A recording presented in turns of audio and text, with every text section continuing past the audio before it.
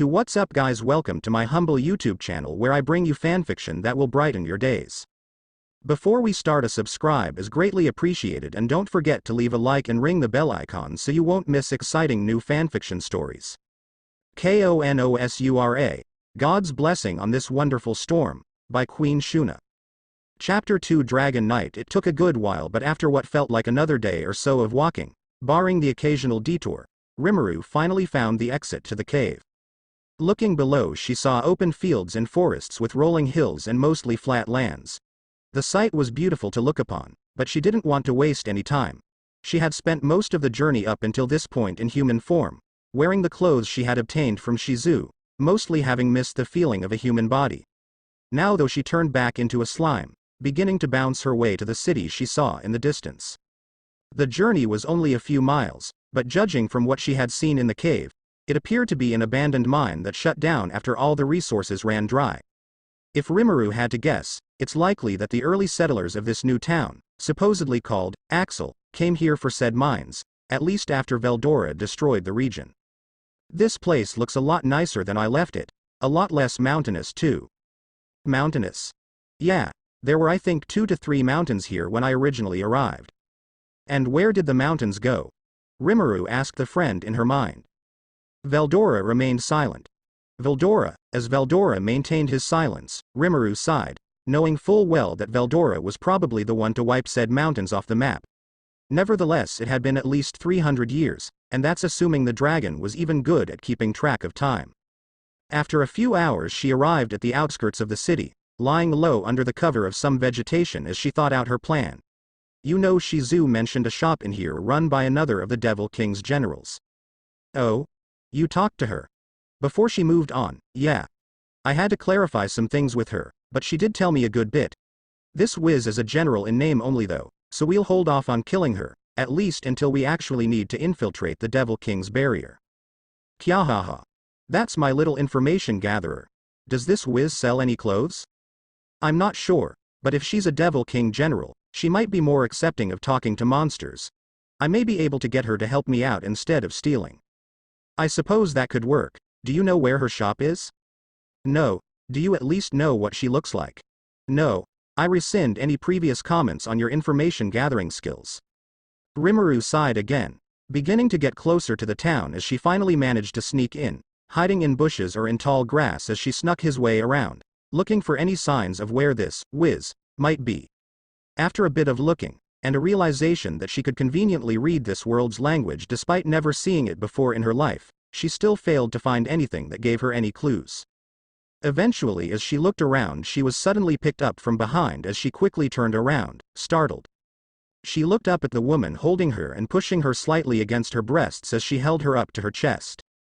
The woman had long brown hair which covered one of her eyes as she wore a long purple robe which covered much of her body down to her legs. Her breasts were certainly large, a fact made obvious as Rimuru was pushed partially against them. While her skin was slightly pale, she otherwise seemed like a beautiful woman by Rimuru's standards. She mentally thanked her slime body for its inability to blush. The girl looked down at Rimuru as she held him with both hands. What's a blue slime doing out here? It's not really cold or wet enough. I suppose there may be some nearby, but not close enough that one would wander into the city. She looked down at Rimuru again. Doesn't seem to be hostile. Strange, it's rare for slimes to be so passive. Rimuru was too shocked, confused, and lost in the bliss of her breasts to even respond, simply remaining silent as the woman took her away into a nearby shop. The shop seemed to sell a multitude of random magical items, though Rimuru couldn't tell the inherent value of any of them just yet. The girl placed Rimuru on the counter, looking at the slime with curiosity as she muttered, I wonder if I can teleport it back home. I can't remember where I've seen blue slimes before though. It was probably some cave somewhere. Poor little guy must be lost. Rimuru, not wanting to be teleported away, finally began to speak. Miss. I'd prefer it if you didn't teleport me away. Before Rimuru was even halfway done speaking, the girl yelped in shock before clumsily falling over onto her behind. She slowly stood back up as she muttered, I didn't realize you were intelligent and could speak. You guys are quite rare, so I didn't expect it. It's fine, really. I originally assumed I was the only one that was intelligent, but are there more? There's not many. In fact, I only know one, though I don't know where he is right now. Sorry if you were looking for more of your kind. Besides, he's a poison slime anyways. You're the only intelligent blue slime I know. Ah, I see, Rimuru said as she thought, well, I wasn't really looking for more slimes, but it's good to know that I'm supposedly an outlier. Best to keep my identity as a slime hidden to most. Well, I'm able to turn into a human form. However, since the human form is a slightly modified body of one of the Devil King's generals, and since the only clothes I got were from her, I can't really walk around in that form without looking like one of the Devil King's generals. A friend I know wanted me to say hi to a shopkeep named Wiz. So I was looking for her to help me. The girl tilted her head. Oh, that's me. Huh? I'm Wiz. Rimuru jumped back a bit, startled at her apparent luck. Nevertheless, she muttered, well, in that case, I suppose I should tell you the full truth. You see, when I was attacked by Shizu Izawa, and in order to survive I ended up killing her.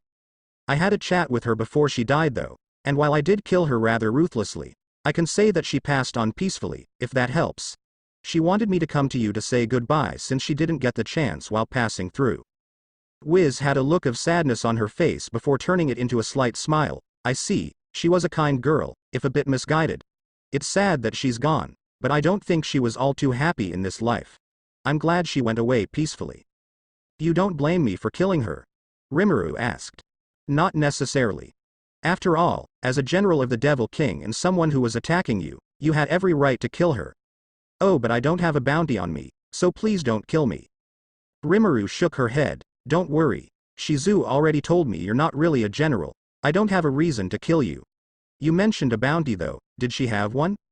Wiz nodded. She was one of the weaker generals though, and since she also never directly attacked humans, instead just aiding in random odd jobs the Devil King needed, her bounty is relatively low. Regardless, if you turn in proof that you killed her, you could get enough to get you started. Rimuru nodded. Thanks for the info, though that doesn't solve my clothes situation.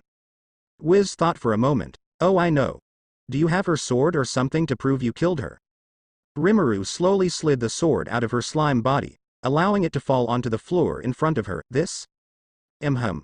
I can go turn this into the Adventurers Guild, claim the reward, buy some clothes with it and give you the rest. It might be a bit strange if some newbie adventurer signed up and immediately showed proof that they killed a Devil King's general, Wiz said with a smile as she picked up the sword. I suppose that could work. I'll wait here then. Wiz suddenly picked up Rimuru, much to her shock. Hey, what are you doing? You don't need to wait here. I can simply say you're a familiar or a pet. I doubt anyone would question it. I'd feel bad if I left you here alone. Rimuru sighed, allowing Wiz to carry her around town as she joined the girl in dropping off the sword. The Adventurers Guild basically went into a cheer at seeing Wiz having defeated a Devil King general, Wiz trying her best to calm them down, knowing she wasn't the one to kill them. After the situation at the guild soothed down, she carried Rimuru and the bag of money over to a nearby clothing store as she spoke silently to Rimuru, helping her pick out some items to wear. Wiz wasn't much for fashion, but as a woman she was a great help to the former man, not that Rimuru told her that. Ultimately, despite the temptation to get a more feminine outfit, Rimuru ultimately decided on a blue coat with lighter blue fur at the ends of the sleeves with matching blue boots and baggy black pants. She also decided to get a pale-colored furred scarf to place around her neck. Upon returning to Wiz's shop, she quickly absorbed it into her slime body and transformed into a human, now wearing all of the clothes. Rimuru held up a thumbs up towards Wiz as she smiled. You do look like her, though I suppose that's to be expected. Your hair and eye color are different, so that should be enough. Most people don't know what the Devil King's generals really look like anyways. Either way though, getting some clothes for yourself was definitely the right call. Faces can't usually be detailed well enough to identify, but clothing definitely is. Rimuru nodded as she moved around a bit in her clothes, having picked clothes specifically for more flexibility, aiming to become a spell sword of sorts, and as such not wanting to invest too heavily into excessive armor. Yeah, thanks again, Wiz. You didn't have to go through all of that for me though. I probably would have been fine with some rags to wear while I went clothes shopping. Wiz shook her head. It was nothing. Think of it as a favor to Shizu. Even if you killed her, it seems you were her friend in her last moments. I should be heading out now. I'll see ya. Rimuru waved at Wiz, who offered a polite smile in return. She then set out, now walking through the town as she tried to remember where the blacksmith was. After a bit of remembering, she found the shop, having passed it while being carried by Wiz. Entering the store, she looked around at all the weapons, though not many seemed all too interesting to her. They were seemingly well made, sure, but it wasn't quite what she wanted. After a brief moment of looking, a man with a tanned, muscular build with black hair and a beard came out from the back of the store, waving at Rimuru as he walked over to the corner of the store to check on something briefly as he spoke to the girl. "Hey there. Looking for anything in particular, miss?" He placed down the helmet he was examining as he turned to face Rimuru, who nodded. "Yes. I was wondering if I could commission a specific type of weapon to be made. These swords look nice, but I'm looking for something a bit lighter and thinner." The blacksmith nodded. "Sure thing. I can whip that up for ya, if you give me the proper time, of course. What kinda sword were ya thinkin'?" Rimuru looked around for a brief moment, hand on her chin as she thought. "Do you perhaps have anything I could draw on?" The blacksmith returned to the back of the shop and came back with a piece of paper and something to write with. After another few seconds, Rimuru had finished her drawing of the sword she desired. Its design was akin to Japanese katanas, though it lacked the curve, believing it to likely be too much of a hassle for a blacksmith unfamiliar with it. The blacksmith picked up the paper and nodded. "A bit of an unusual sword, but I can see what ya going for." "Oh yeah, one more question." Rimuru pretended to reach into a back pocket as she pulled a manatite crystal out of her own internal storage. "Think you could use this in any way?" The blacksmith picked up the crystal and analyzed it, looking it over for a bit before his eyes widened. "Holy smokes. This is pure manatite. I've never seen one so pure. Where the hell you'd get it?" Rimuru made a smug grin as she rubbed her nose. "Trade secret, I'm afraid. But you think you could turn it into something useful? If nothing else, I could always sell it. Normally something like this would be used more for mage staffs, but there is a way to make swords with it. By merging it with mithril in a specific way, you create a sort of magical alloy called magisteel. It's incredibly strong and receptive to magic cast on it. That ultimately means it can take hits from magic really well as be funneled with the user's magic really well too. Considering how you designed the sword, I take it you plan to be a mix of a spellcaster and a swordsman?" Rimuru nodded. "Correct. I'll be a spell sword. Then magisteel should work perfectly for you. I was over at the Adventurers Guild earlier today and saw Wiz bring in the sword of one of the Devil King's generals. That thing was made of pure magisteel. You should have seen it." "That works out great then. Think you could make me a magisteel sword then?" Rimuru asked. The blacksmith nodded. "Mithril's a hard-to-get metal, however being the best blacksmith in a town that's the center for most starting adventurers has granted me quite the funds, so I should have just enough mithril to make this. The problem lies with cost. If you had another one of these, it would almost certainly be enough to cover the costs." The blacksmith held the crystal above his head as he looked at it from all angles. Reaching back behind her back again, she pulled out another crystal. "You mean like this one?" The blacksmith's eyes widened as he took the other in his hands. "Ha ha ha. I believe we've got a deal. Meet me back here in a few days and I should have it ready." "All right, thanks," Rimuru said cheerfully as she turned around and exited the shop. The blacksmith waved as he looked down at the manatite in a slight awe.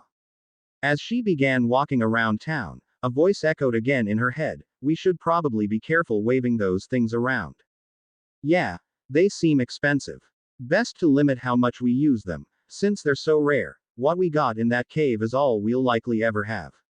We can't afford to use too much of it willy-nilly." "Agreed. Either way, now that you got your sword ordered, it's best we sign up at the Adventurers Guild." Closing curly bracket. Yeah, buddy, I'm getting to it." Despite lacking a proper weapon to use at that moment, Rimuru made her way toward the Adventurers Guild. She had been there with Wiz not too long ago, so she knew where to go and generally what to do. Entering the guild hall, the building itself seemed to be mostly empty at that time of day. Only a handful of adventurers were inside, most sitting at the table eating or discussing various things. Right front and center as Rimuru entered was a massive statue showing a warrior, the importance of which Rimuru had no clue. Rimuru turned right after entering, heading to the same counter that Wiz had just previously shown off Shizu's sword. The girl at the counter was a well-endowed woman with golden eyes and blonde hair tied into a bun. Her clothing barely did much to hide her massive cleavage, so much so that Rimuru mentally thanked the fact she was now a woman and didn't have to worry about appearing excited, so to speak. The girl looked up at Rimuru from where she was sitting and smiled. "How can I help you today?" "I was hoping to sign up and become an adventurer." "Sure thing. Just pay the registration fee and we'll get started. Rimuru nodded, again pretending to reach into a pocket as he pulled some gold coins out of his storage. Glad I didn't go straight here, I wouldn't have had the money to register. Rimuru looked at her coins and then back at the receptionist. How many of these would I need? Just 2 is enough, the girl said, smiling. Rimuru placed down the coins as the girl took them, pulling out a contraption from underneath the counter and placing it in front of her. This here will write down your stats and you can use it to gain more skills and spells. She placed a card under the needle-like part at the bottom of the contraption. Please place your hand over the blue orb and it'll write down your stats. Rimuru followed her instructions, placing her hand over it as it began to glow. After a moment a stream of light shot out of the needle, moving across the card as it began to write on it. It took only a few seconds for the contraption to be complete, the receptionist taking it out from under the contraption as she placed it away. Let's see. Rimuru Tempest. Interesting name. Your luck is rather average, your intelligence and strength are above average, but wow. Your health, magical power, and agility are all very high. With this you could become quite a few classes. The girl looked at the card again, looking over to see what classes were available. Huh. What's this? Dragon Knight. Just about everyone in the guild who heard her, including Rimuru, was shocked as many began to inch closer to hear and see what was going on. Continuing, the girl said, I didn't know you had made a covenant with a dragon. A Dragon Knight is a rare and powerful class. I don't think I've ever heard of anyone starting as one, usually it's obtained after adventurers are already somewhat strong. Dragon Knight. I assume this has to do with you, Veldora. I suppose so. This world seems to classify me as a dragon, which to be fair I technically am, but at the same time I'm also above the dragons of this world. Nevertheless it seems that in taking a shared name, we've formed a covenant, allowing you to become a Dragon Knight. Closing curly bracket. Are you able to tell me what each class would give me if I selected it? Not from my own knowledge since I have no clue, but I do seem to be able to look at the classes you can take. The Dragon Knight class seems to make it cheaper to learn skills and spells from your dragon patron though, I think you should take it. Closing curly bracket. Huh, you can teach me stuff like that. I sure can, friend. Hyahaha. Become a Dragon Knight and I will teach you to harness the very storms themselves. Closing curly bracket. Rimuru, satisfied with the prospect, nodded to the receptionist, I'll be a Dragon Knight then. Before Rimuru even noticed, a crowd had somehow formed cheering her on. After seeing the same thing happen when Wiz turned in the sword, Rimuru simply grew to assume that this was standard for this guild, though she was confused at where so many adventurers came from when the place was nearly empty a minute ago. The receptionist nodded with a smile. We welcome you to our guild, Lady Rimuru. We look forward to your exploits. The crowd began to cheer again, somewhat overwhelming for the person who had just been some average guy working in general contracting in their last life. Nevertheless she smiled and slowly began to walk away. Smile and wave, boys. Smile and wave. Closing curly bracket. Who are you talking to? I'm the only one who can hear you. It's a reference. Closing curly bracket. Rimuru made a mental sigh as she exited the Adventurers Guild for the day. She wanted to go on a quest or something, but she needed to decide on where she would spend the night before doing anything else. After buying a room in a nearby inn, Rimuru began to return to the guild before being interrupted by Veldora. The hell? Closing curly bracket. What is it? Look up. Closing curly bracket. Looking up, Rimuru saw what appeared to be a sort of sunlight coming from above. The light had a sort of divine feeling, as if she was briefly gazing into the heavens themselves before the light gradually faded. What was that? I mentioned before that I could sense when they summoned people here, right? Closing curly bracket. Yeah, I recall that. Well, not only did they bring someone here, but whoever it was brought a whole god with them. Closing curly bracket. Huh, a god. Should I be worried? Not sure yet. Depends on who it is. Have the gods gotten impatient and are going to intervene directly? I could have sworn that was against my brother's rules for them. Do you know any of the gods? Maybe a friend or two that might be able to help us if it's them. I had some buddies, I suppose. Haven't chatted with them in a long time, obviously. Though considering the nature of some of my friends, I would probably avoid them. What kind of gods did you affiliate yourself with? Probably one of my closest friends was the goddess of sloth and violence, Walbach. Wonder what she's up to these days. Probably being lazily violent or something. Closing curly bracket. I see. The goddess of violence doesn't sound too nice. She was fine, really. Closing curly bracket. That's coming from the guy who leveled several mountains because he was bored. Alright. Anyways, let's see what skills you can get. Closing curly bracket. Now with the card within Rimaru's stomach, Veldora, through his own skill, Investigator, was able to look through the details of Rimaru's stats. He had previously been unable to use his skills, but it seemed like while in Rimaru's stomach at least, he had access to at least a portion of his abilities. Seems like the main things you can learn are some fire and electrical spells. The fire spells are likely from the fight with Shizu, and the electrical spells are probably from me. As the Storm Dragon, I can teach you quite a bit of lightning-based spells and skills. You do have some points, anything you wanna invest it in. Closing curly bracket. How about those electrical skills? I won't have my sword just yet, so I might as well use other means of fighting. What works best? If you funnel almost all of the points you have now into it, you could get the super strong black lightning spell. Closing curly bracket. Alright then, let's do it. Veldora promptly funneled most of Rimaru's points into unlocking basic electrical spells before upgrading them into the Black Lightning spell. The main strength of Black Lightning was that it had no upper limit, so as long as you had the mana to flow into it, its strength could be as much as you wanted it to. The more mana, the more strength. Rimuru looked down to her hands as he began to test Black Lightning, small black sparks beginning to appear all over her hands as the occasional bolt of lightning moved from one part of her hand to the other. It's probably best if I don't test it in the town. Let's get a quest and see how we do. Adventure awaits. Huzzah! Closing curly bracket. As if on cue, the sound of a loud explosion rang through the air as Rimuru looked up to see the ball of fire from an explosion spell slowly dissipating far into the outskirts of the town. Perhaps now isn't the best time.